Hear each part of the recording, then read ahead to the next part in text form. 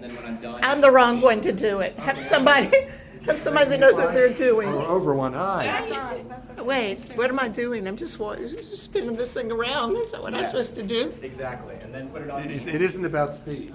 It's on you. All right. Well, hello everyone. My name is Stuart Long, and thank you so much for taking a few minutes out of your day to be here. So, can you all remember a time when you got a splinter in your finger or were bit by a small insect and how discomfort it felt? Well, for about the same amount of pain, you can actually save a life. Yeah, I'm talking about donating blood. So, there's actually more benefits to donating blood for the donor than most people realize. I mean, aside from when you're getting screened, you're essentially getting a mini physical, there are actually more immediate benefits. And then, Oh, stand here. No, you Join go the right. group. Okay, let me He's get giving a to little speech to all of them. And then aside from He's an that, audience. there's saving a life. So I'd like to get into it right now, why jumping into Come on. donating blood can be very good. Stand right here with us. Go right on. He needs an audience. He So- needs an audience. Come stand here with us. Dr. Philip DeChristopher, an MD and PhD director of Loyola University Health System Blood Loss Banks, states that before you give blood, you will first have to complete a physical that measures temperature, pulse, blood pressure, as well as hemoglobin levels. And once the blood is collected, it is sent off to a lab where it will undergo 13 different tests for infectious diseases like HIV and West Nile. And if anything comes back positive, you'll be notified immediately. But after being checked, it's not only the only benefit for the donor. So let's now discuss the immediate benefits.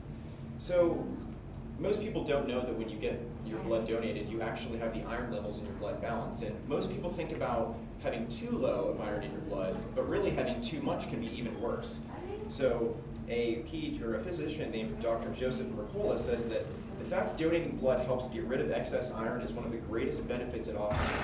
It has long been known that menstruating women have fewer heart attacks, and this was previously thought to be due to hormones, but is now thought to be due to lower iron levels. So let's be honest though, the main reason people donate blood isn't for themselves, but to save other people. And on regular, you can expect to save up to 3 lives each donation, but if you're a lucky someone, then you can actually promote a big miracle. I'd like to tell you about a story that I read on CNN. In 1967 in Australia, there were literally thousands of babies dying each year, and pregnant women having miscarriages, and when babies were lucky enough to be born, they were born with brain damage.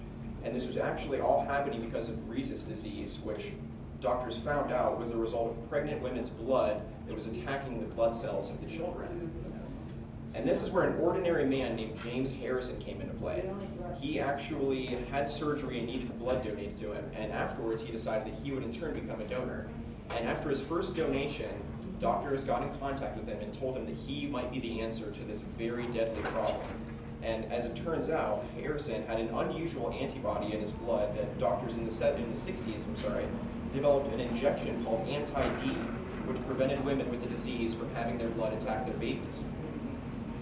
So knowing all of this, it's amazing to know that depending on who you are, you can save 3 lives to millions. And if you're not the sort of person whose own health matters the most, it's a no-brainer why donating blood can be one of the most helpful things that you can do. So just think about all of the loved ones in your life, the people who are driving cars, who are playing sports, or doing any sort of extracurricular activity that can, cause an accident and need surgery.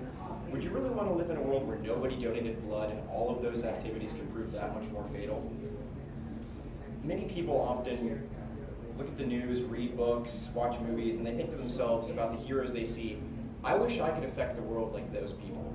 But in reality, each and every one of us can do this on a very regular basis. Yay. Very good. Sorry if I Wait. Very good. Very good. Gosh, you were the biggest You lifesaver. did quite well with